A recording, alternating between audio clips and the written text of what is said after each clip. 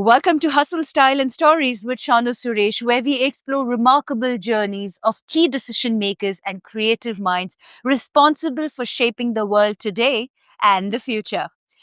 If you're a traveler, you've surely heard about this particular entertainment company, Cirque du Soleil. On the show today, we have a very important guest. He is the president and the CEO of Cirque du Soleil Entertainment Company, Stéphane Lefebvre.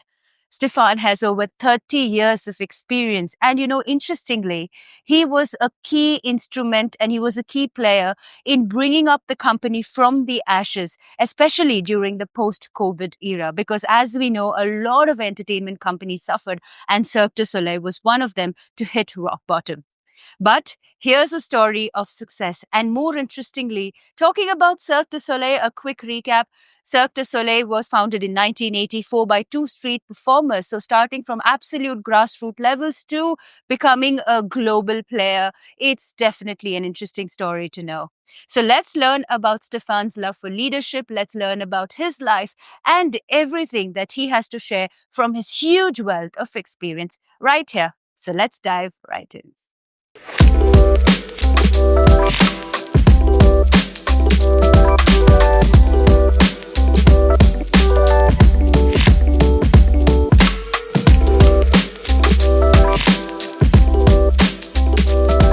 Hello, Stefan. It's absolutely amazing to have you here with us on Hustle Style and Stories. And thanks for having me. Yes, I know. We It's were very just cool. having a quick chat before. Enough welcome to anyway, but welcome once again, Stefan. So tell me, take us back to the beginning. How did this journey of Cirque du Soleil happen to you, and where did it all begin? Not just the Circus of the Sun, like how it's literally translated, but your journey. Well, let me start with my journey with Cirque du Soleil because it started way before I started working at Cirque. I started my job in 2016 at Cirque du Soleil, but I've been a fan of Cirque since I was a little boy, really. This is a company that's been in operation for 40 years now. And I remember when I was younger being an absolute fan of Cirque du Soleil. And growing up in Montreal, where the company is based in Canada, we were looking up to the founders of Cirque du Soleil as geniuses, business geniuses. And I eventually took up studying in business. And I thought, wow, what they've done is absolutely amazing, both from content and the shows were phenomenal, but also the business that the founders built was absolutely phenomenal. So it was just a model for me. From a finance background, how was your transition into Cirque du Soleil, as you were saying? It was great.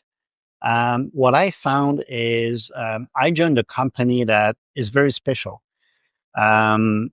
Of course, every company has its own culture and its own DNA. This company was founded by people that were street performers traveling the world. Yeah. And I think that imprint from those founders of the company is still there today.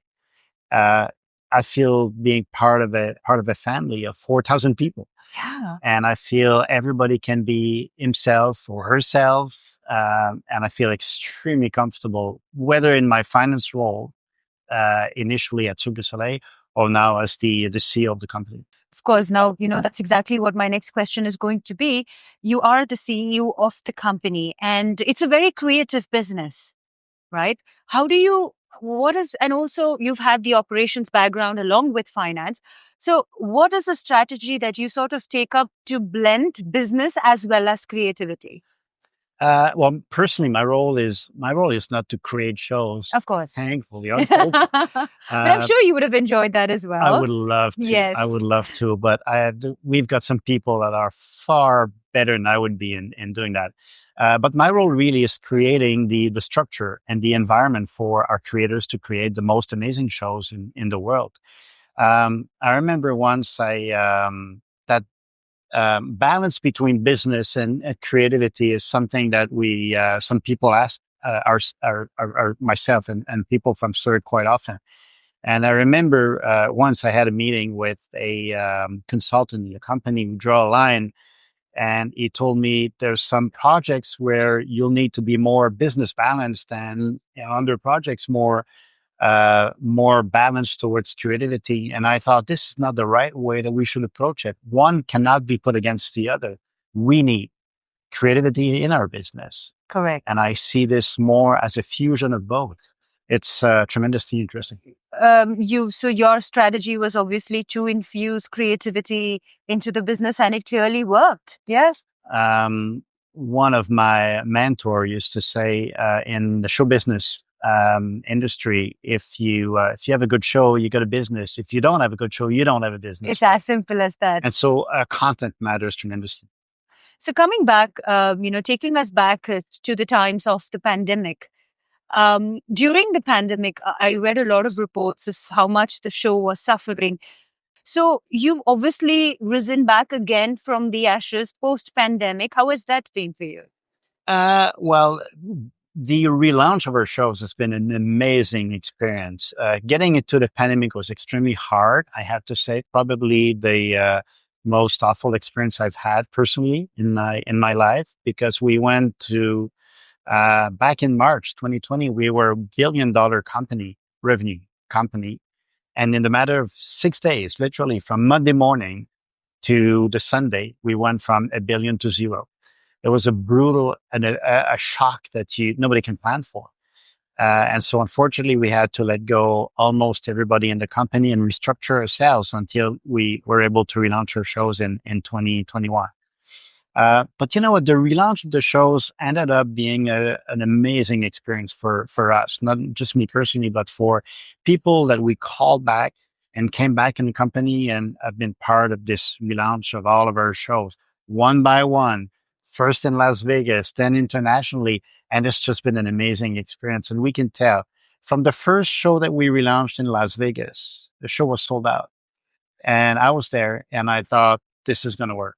Oh my goodness. I can just about imagine, because entertainment was one of the industries, especially in live events, being a presenter myself, that was one industry which was hit really bad. But, to see you all doing so well is amazing.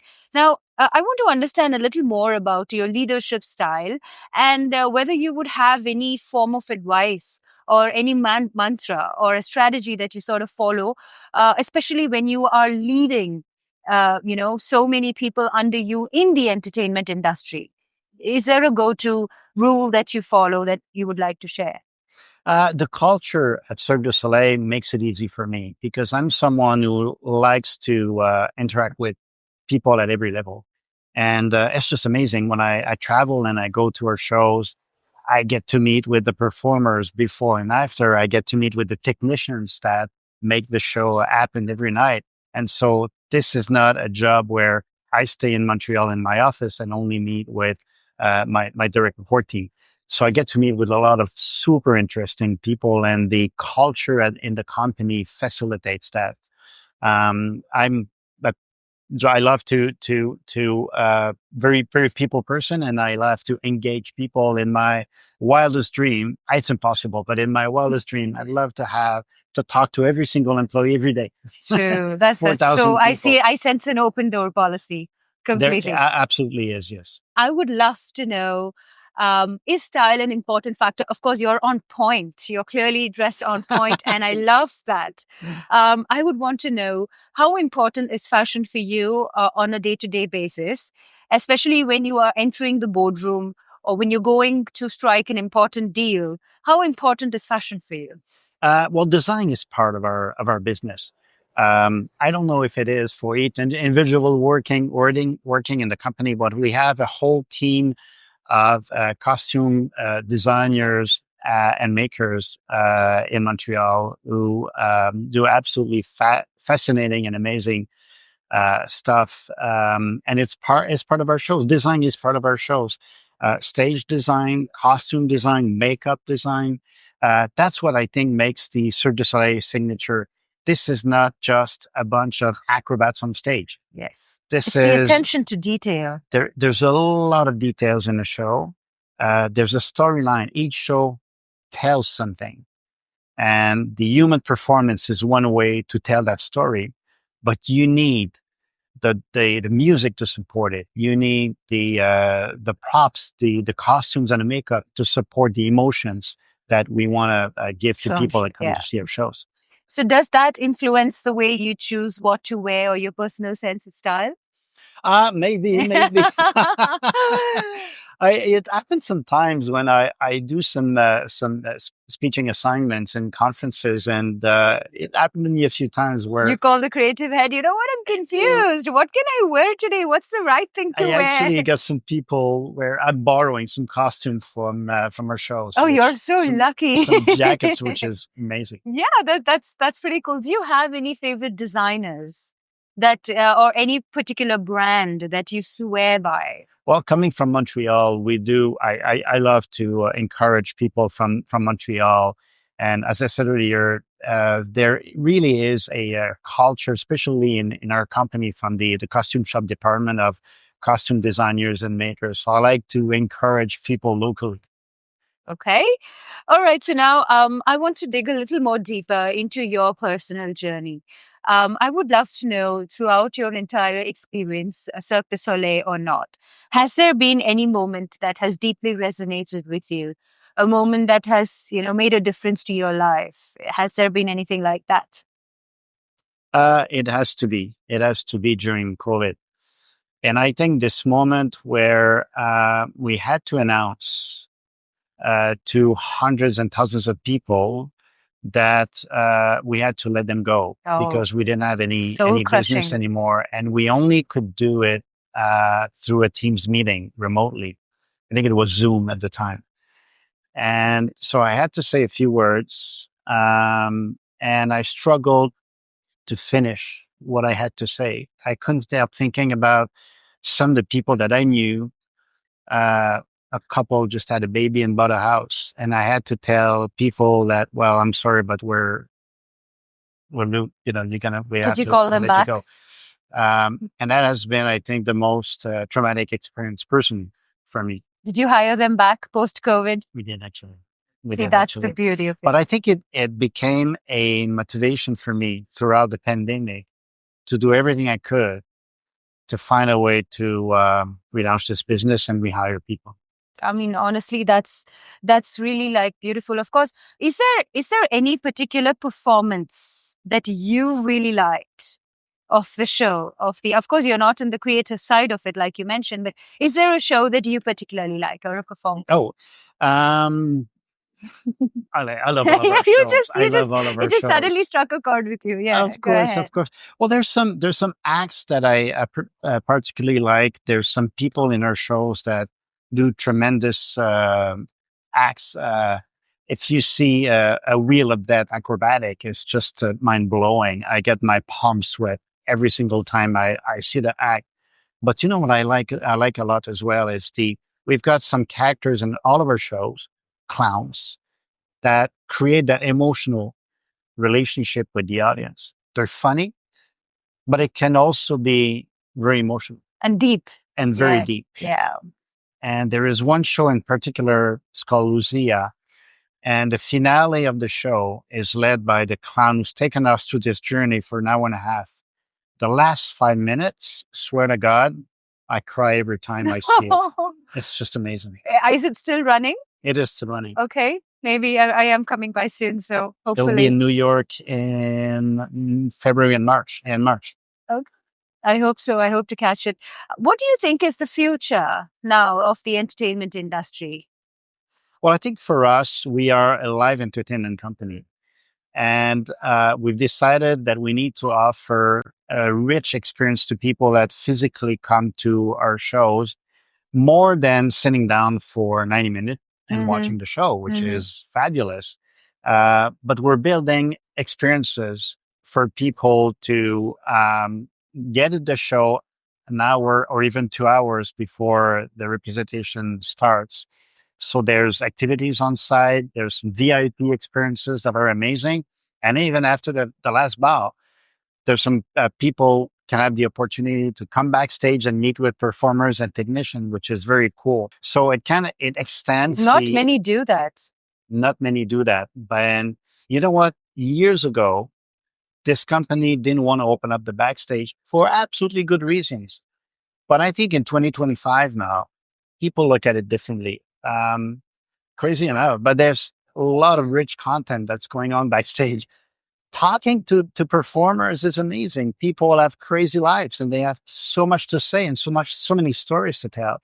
So we now organize Q&As and meet and greets with performers. People love looking at coming backstage and investigating, knowing more about the techniques that are around the show. Shows are tremendously complicated and complex to operate. And so there's a lot of interest from people in coming backstage and meet people that make the show happen, not only watching the show. So for the evening or the night when people come and see our shows, we want to offer a bigger experience than just the show itself. And we want to keep the relationship, the engagement with Yeah, our fan exactly. base That's throughout what an came to my entire head when year you said that. that goes far beyond the night of the show. You'll go see a Cirque du Soleil show tonight. You'll talk about it the next day. You'll talk about it in 2 days. But we want that memory not fading, but to keep alive for until you see the next show. That's very true. So we're creating an ecosystem of different touch points that allow us and people to continue connecting throughout the year, being either our podcast or music, our social media channels. We are just launching some fast channels, VR experiences. So there's many touch points throughout a year that people can use to keep the relationship with Cirque du Soleil and with shows, characters, and IP that we've developed. Honestly, in today's day and age when social media is really high and everything is shown perfect on social media, from what I understand, I think it's mostly the B rolls or behind the scenes is what people are keen on knowing and finding out a lot more about. Now that you've been in this industry for a very long time, if not for this, what would you have been doing or what would you do in life? If not for If work. not for Cirque du Soleil. Okay, I thought you meant if not for this job at Cirque du No. Soleil, because I'd love to do other jobs like Yes, Cirque du yes, of Soleil course. and eventually become an acrobat. Is that what you want to do? No, I'm too old for that. I'm way too old for that. No, because you never know, right? Like, But I love the entertainment industry. I think it's tremendously interesting. It's a tough business. There's a lot of competition, but it pushes us. You're in that business as well. It all pushes us all to be um, performing at the highest level as possible. There's so many competition out there. Anybody can come up with about any type of content nowadays. true. But I think it pushes all of us to come up with the best imaginable content, whichever field of entertainment you're in. And that's what I like about it. Something that I want to speak to all the top leaders and understand. Are you an early morning person? I am. You are? So you start are you the 5 a.m. person or I am actually. you are? Is that also very crucial behind your success? Or do you think that's important to be successful? It's important to me because I have 2 young kids and I need to do some fitness and training, physical. So I wake up at 5. Everybody wakes up at 6. So it gives me about an hour to do a bit of physical training and prepare breakfast for people before I go to work. Okay. All right. So you feel that's definitely helpful. Now, we are almost coming to the end of this interview, but a few more questions before I let you go. And of course, we have a rapid fire. What was that one piece of advice that you wish you had known earlier in life?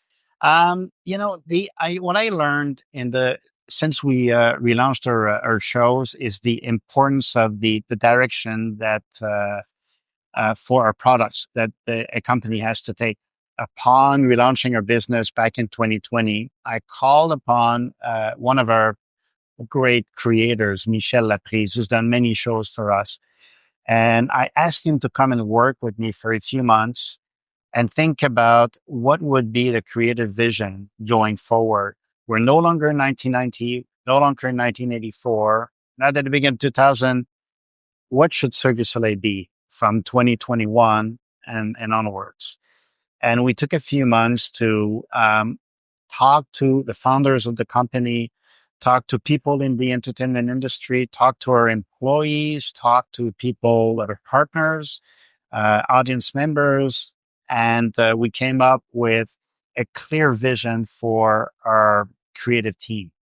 And that has been, I think, the best move that we've done. What are the highest or the largest nationalities that are there in the Oh my God, company? we've got over 80 different nationalities working for Cirque du Soleil. So I'm sure there's a lot to learn from all of them, right? Each of them come from different backgrounds, different stories. Has there been any cultural impact in the decisions you make? You know, I like to tell that story on the same show, and this happens on many, many shows. On the same show, even in the same act, some Ukrainians and Russians working together in the context of 2024, 2025. There's been some geopolitical Of conflicts course. between the two countries, of course. Um, and we don't see any of that on our shows. And I was worried about it initially, but it's not happening. People that work on the show um, are part of the family, and they're not working in a show to defend one political side of a conflict. They worked literally as a family. And quite the opposite. What I've seen is, especially when the conflict started between Russians and Ukraine, I've seen a lot of Russians people actually helping Ukrainian people to get out of Ukraine and settle in on our show. So it's been emotional to see that. I mean, that's absolutely beautiful. So it's always entertainment unites people, performances unites people across borders. 100%, absolutely. So that's been wonderful. All right, so now let's quickly jump into our rapid fire. Let's do it. Okay. A favorite book that changed your perspective? Are you a reader? Right. I'm sorry? Are you a reader? Do you read? I Are am, you a yeah, I read. bibliophile? Yeah, okay. Actually, a book that I recently read. It's called Right Kind of Wrong by Amy Edmondson. And it talks about how we learn from good organizations, performing organizations, have an open-minded openness and getting bad news and dealing with mistakes that have been done and learning of it. Tremendously interesting. That's interesting. Favorite Cirque du Soleil show of all time? You told me the name of that. Maybe you can just repeat that for us. The one with the clown that you I mentioned. wouldn't say my favorite Cirque du Soleil show, but clearly one show that I've developed a different relationship with. It's called Lucia. Okay.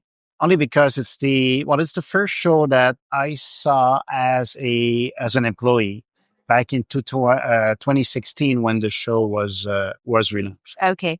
A startup or an entrepreneur you admire? Oh my God. I've got a few names in mind, but I gotta be very You can name careful 1, 3. nowadays. But in no specific order, guys. but I have to say, I mean, Elon Musk did something amazing, and he created a product that is now widely used in Tesla that I still use, and I think he did back in the day some amazing. The most unexpected challenge you faced as a CEO? Of course, we know COVID existed, but besides that, do you have the most unexpected challenge? The most unexpected challenge is really whenever we have a new show. Each new show that is being launched is a source of excitement and anxiety. By definition, the product that we build um, is not built under specific criteria. It's not. You don't follow a recipe to make it work. And so every time that we launch a show, it will only work to the extent that people love it. And I see every time we launch a show as another bigger challenge. So you're trying to say, I know it's a rapid fire, but it's a very interesting point. So you're trying to say that each time you launch a show and you leave it out to the world, you are anxious about the feedback to know how well the show is performing. Absolutely. So that has been one of the biggest challenges, because then you need to know whether you want to keep it or improvise. That's right. That's All right. Interesting. Yeah, because of the nature of our product compared to other companies, you can have the best processes in place, launch a cultural product, and if people don't like it, they just don't like it. I know that's the deal with the entertainment business, even films. It for that really reason. is, but we've been very fortunate. Most of the time, people love what we do. Touch wood. Okay, so what's a common misconception people have about Cirque du Soleil? People in creation are not serious about the creative process. And I've heard that many times. I've heard that the creative team is a bunch of dreamers come up with, and work as a team and don't pay attention to processes, which is not true at all. Like they say, it all begins with a dream. So why not? It does begin in the dream, but the way shows are created, there's a lot of discipline around the creation. Without that, it's impossible, right? That's right. If you had to describe yourself in 3 words, what would they be? Oh my God, that's the hardest, isn't it? I've heard that before, but knock yourself out. What would my kids say? Yes, that's a perspective. But I think, look, I'm someone very well. I like to be genuine. I want to be genuine with people. I want to be open with people.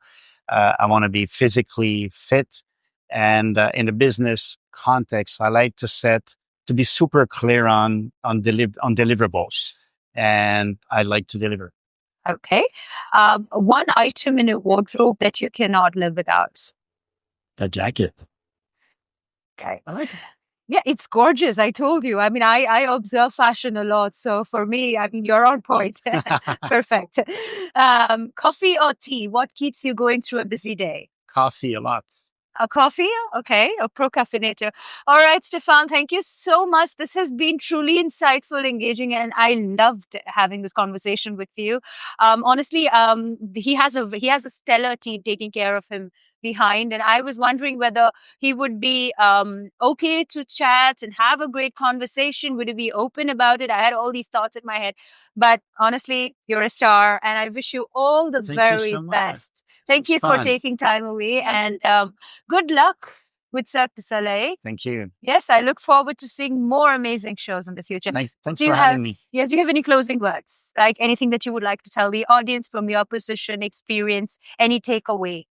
Well, I'd like to invite everybody that's watching the show to come and see one of our shows. We're travel the world, and I'm convinced that there's going to be a show in one of your cities soon. Keep watching Hustle, Style, and Stories with Shanu, Suresh.